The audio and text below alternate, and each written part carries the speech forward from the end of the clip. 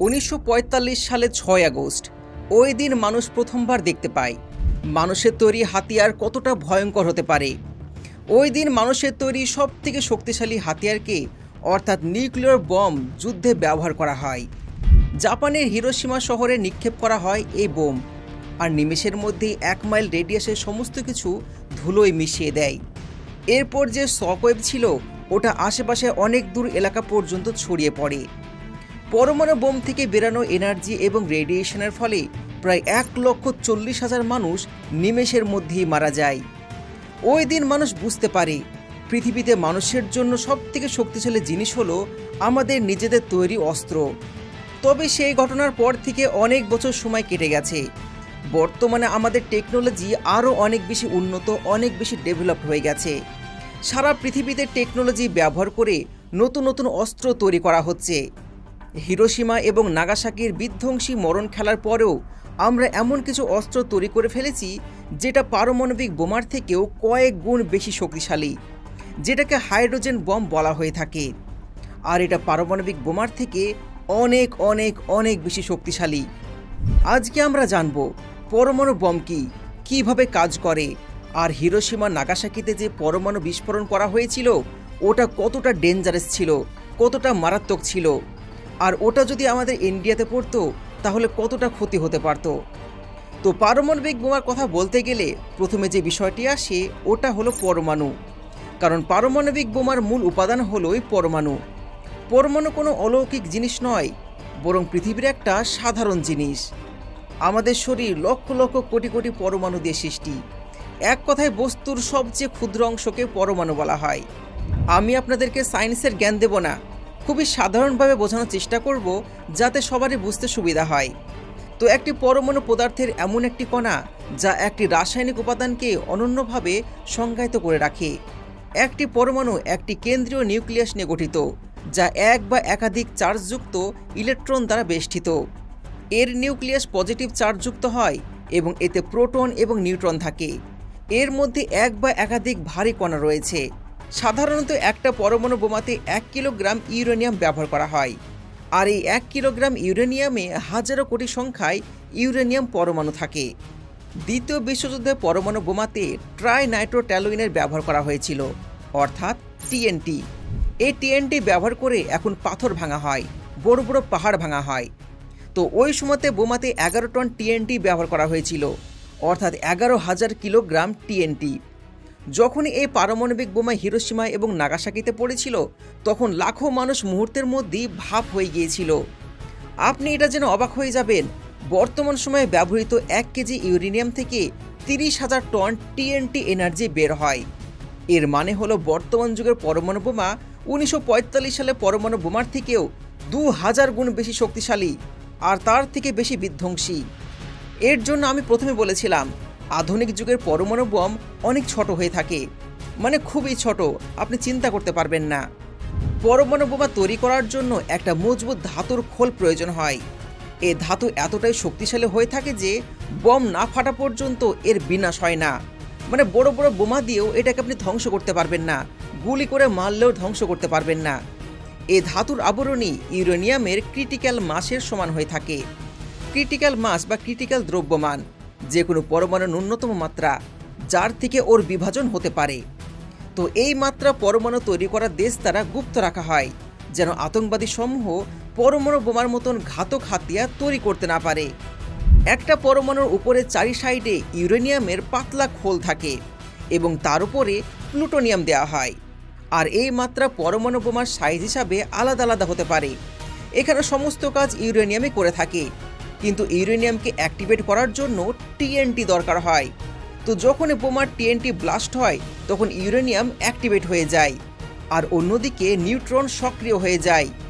এই neutron uranium পরমাণুর ওপর আঘাত করে এবং আরও ছোট ছোট পরমাণুতে ভেঙে দেয়। মানে বুঝতে পারছেন, চারিদিকে বিভাজিত হয়ে যায়, চেন রিয়াকশন সিস্টেমে ব্লাস্ট হয়। তো ইউরেনিয়াম বিভাজনের ফলে চেন রিয়াকশন সৃষ্টি হয়, তার সাথে ভারী মাত্রায় আগুন আর তাপ উৎপাদন হয়। এর সাথে কিছু সংখ্যায় নিউট্রন উৎপাদন হয়। এই নিউট্রন আবারও অন্য পরমাণুকে বিখণ্ডিত করে, আর বিখণ্ডের সময় আবারও নতুন নিউট্রন সৃষ্টি হয়। ঠিক এইভাবে প্রক্রিয়া একবার শুরু হয়ে যাওয়ার পর একইভাবে চলতে থাকে, আর ততক্ষণ পর্যন্ত চলতে থাকবে যতক্ষণ না পর্যন্ত পুরো ইউরেনিয়াম পরমাণু বিখণ্ডিত না হয়ে যায়।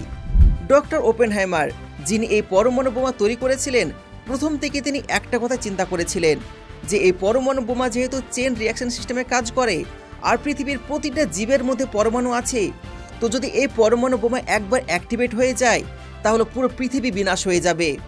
আর এর জন্য তিনি হাইড্রোজেন বোমার অফার পাওয়ার পরও হাইড্রোজেন বোমা তৈরি করেননি।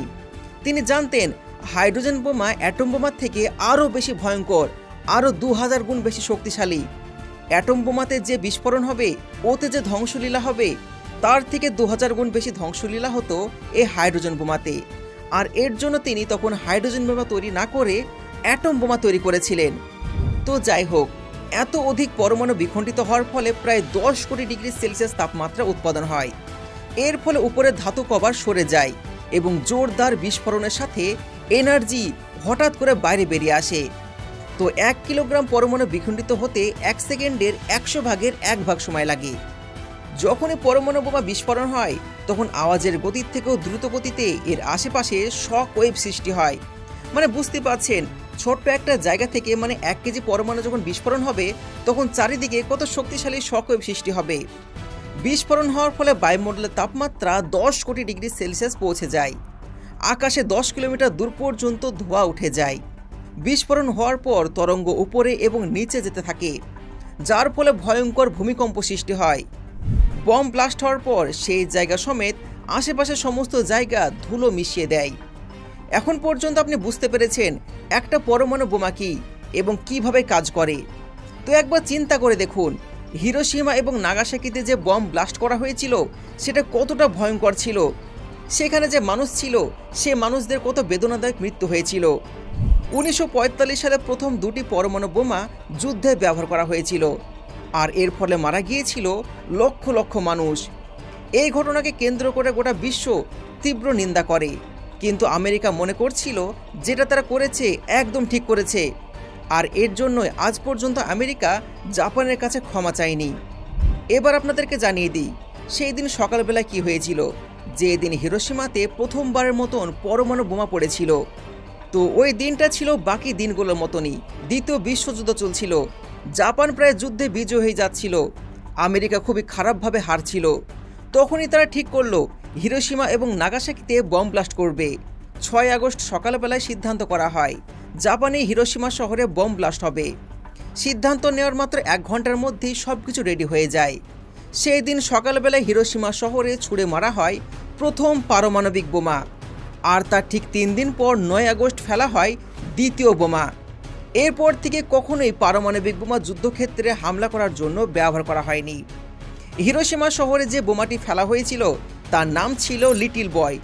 এটি লম্বায় ছিল 10 ফুট, ওজনে ছিল 4400 কেজি, আর এর ব্যাসার্ধ ছিল 28 ইঞ্চি।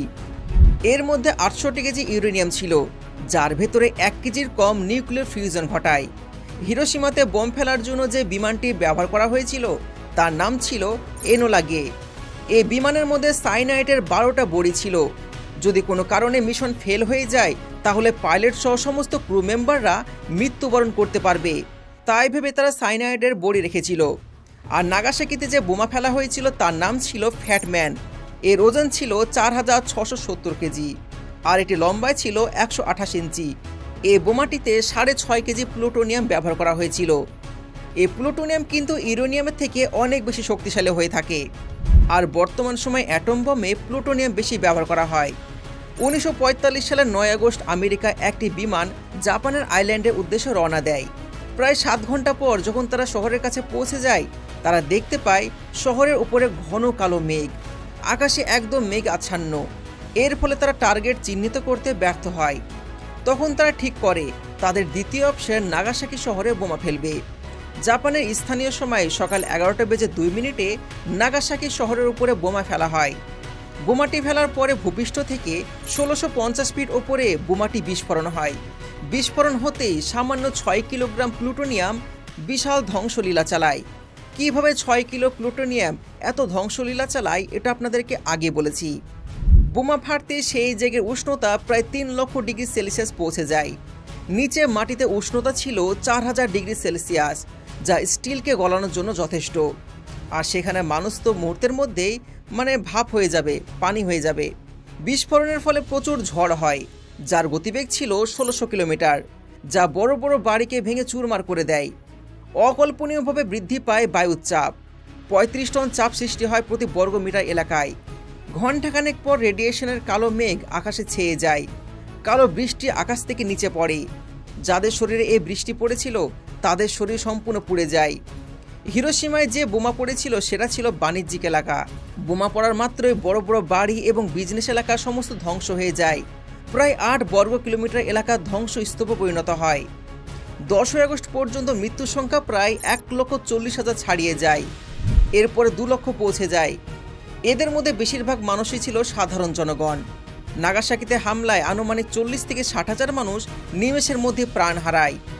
এরপর থেকে ওই জায়গায় রেডিয়েশনের চাপ এত পরিমাণ বেড়ে যায় যে আজ পর্যন্ত ওখানে মানুষ জন্ম নিলে মানুষ বিকলাঙ্গ হয়ে জন্ম নেয়। ফ্যাটম্যান বোমাটি লিটল বয় থেকে অধিক ধ্বংসাত্মক ছিল, কিন্তু আকাশ পুরোপুরি পরিষ্কার না থাকায় নাগাসাকির বাণিজ্যিক এলাকায় না পড়ে ভুলবশত উপত্যকায় পড়ে যায়। আর এটা যদি না হতো আরও কয়েক লাখ বেশি মানুষ মারা যেত। পরমাণু হামলার কয়েকদিন পর জাপান আমেরিকার সামনে আত্মসমর্পণ করে। জাপান যদি আত্মসমর্পণ না করত তাহলে পুনরায় 19 আগস্ট আরেকটি শহরে পরমাণু হামলা করার পরিকল্পনা করছিল আমেরিকা। এটা তো জানলেন পরমাণু বোমার বিস্ফোরণের তাৎক্ষণিক ফলাফল। পরমাণু বিস্ফোরণের আজ 78 বছর পার হয়ে গেছে, কিন্তু রেডিয়েশন এখনও আছে। আজও পুরোপুরিভাবে হিরোশিমা এবং নাগাসাকি কেটে উঠতে পারেনি। দেখতে পাওয়া যায় রেডিয়েশনের কারণে জাপানে প্রায় মানুষ পঙ্গু জন্ম নেয়। যে সমস্ত বাচ্চা জন্ম নেয় তারা বিকলাঙ্গ হয়ে জন্ম নেয়। তার সাথে ক্যান্সার জন্য সাধারণ একটা ব্যাপার। প্রায় প্রতিটা মানুষের ক্যান্সার হয়ে যায়। আমেরিকা আজ পর্যন্ত পারমাণবিক বোমা ফেলার জন্য জাপানের কাছে ক্ষমা চায়নি। বারাক ওবামা প্রথম আমেরিকার প্রেসিডেন্ট ছিলেন যিনি 71 বছর পর 2016 সালে হিরোশিমাতে সফর করেন এবং মৃত ব্যক্তিদের শ্রদ্ধায় ফুল চড়ান। প্রতি বছর 6 আগস্ট এবং 9 আগস্ট ঘুরে ঘুরে আসে। হিরোশিমা এবং নাগাসাকি এই দুই শহরে 2 দিনকে স্মরণ করা হয়। মৃত ব্যক্তির জন্য প্রার্থনা করা হয়, ফুল দিয়ে মোমবাতি দিয়ে প্রার্থনা করা হয় এবং স্মৃতিস্তম্ভগুলোতে শ্রদ্ধা জানানো হয়। পরমাণু শক্তির 2 রূপ, একদিকে পরমাণু ধ্বংসের কাজে ব্যবহার করা যায়, অন্যদিকে পরমাণু শক্তি ব্যবহার করে অফুরন্ত বিদ্যুৎ উৎপাদন করা যায়। আসুন আমরা সবাই বলি, যুদ্ধ নয়, শান্তি চাই। ভালো জিনিসকে ভালো কাজে ব্যবহার করি। আজকের ভিডিও এ পর্যন্তই।